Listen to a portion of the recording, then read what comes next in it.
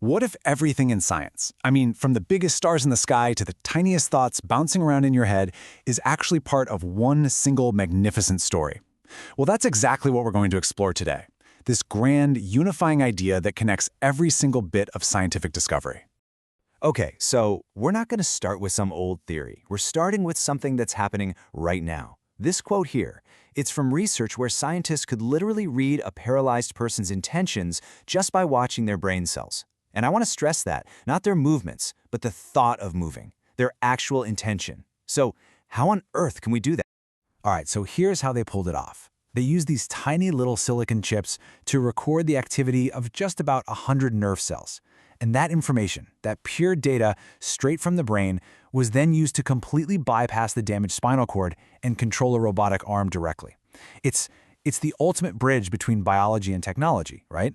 Between mind and matter. And that really brings us to the heart of the mystery here. How can a physical object, a piece of silicon, read something as abstract and, as personal as a human thought? The answer to that question, well, it's not just about cool new tech. It's a story that has been unfolding for nearly 200 years.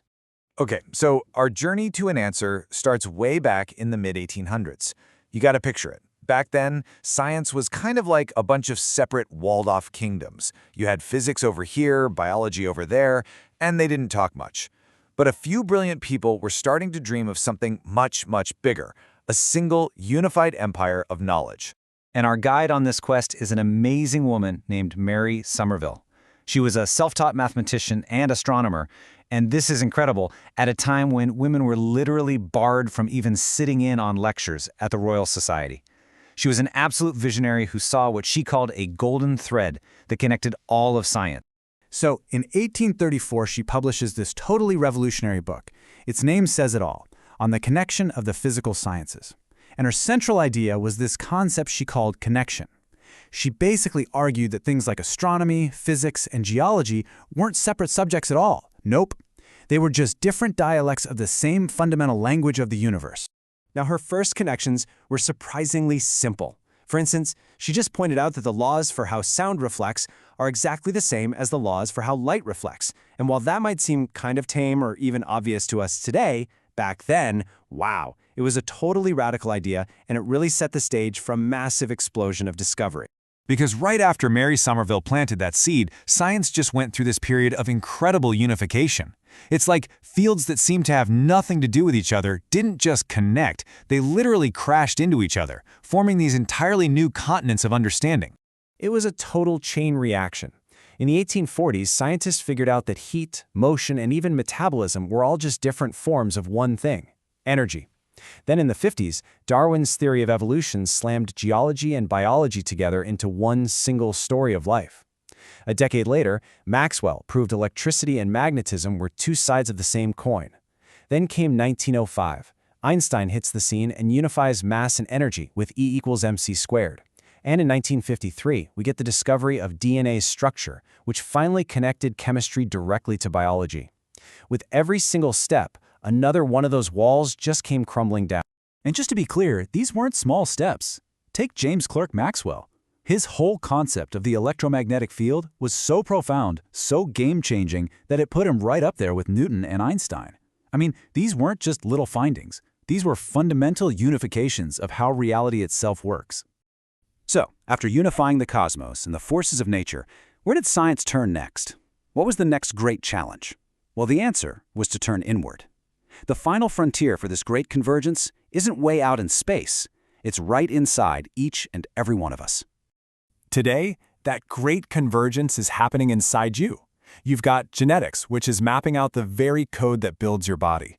You've got neuroscience, which is decoding the electrical signals that are your thoughts. And then you have fields like evolutionary psychology explaining how our deep, ancient past still shapes how we act today. It's all coming together to create one unified science of what it means to be human. And just how deep does this connection go? Well, how about this for a number? Twin studies show that a really complex condition like schizophrenia is about 82% heritable. Think about that. That means the vast majority of the risk is written right there in our genes. That is a powerful, measurable link between our genetic code and the super intricate workings of our minds. And that That brings us right back to the mystery from the beginning. How can a machine read a thought? Well, the answer is because an intention isn't some abstract, magical thing. It's a physical pattern. It's an electrical and chemical storm firing across your neurons. It's physics, it's chemistry, it's biology. It's all one unified story. So Mary Somerville's dream from the 19th century has become our reality in the 21st. Science really is converging into a single, coherent story, a story that's trying to explain literally everything, from the Big Bang all the way to the human brain. The journey from then to now is it's staggering. Back in 1834, the connection was a simple observation that light and sound act kind of similar. Today, it's the radical reality of linking a human thought directly to a robot. We've gone from just noticing simple similarities to proving a deep, fundamental unity across all of science. So as these old boundaries between physics, biology, and even psychology just keep dissolving, we're left with one last big question. If the entire story of science so far has been about one great convergence, what's next? What fields that seem totally separate to us today will be unified tomorrow? What's going to be the next chapter in this incredible story of everything?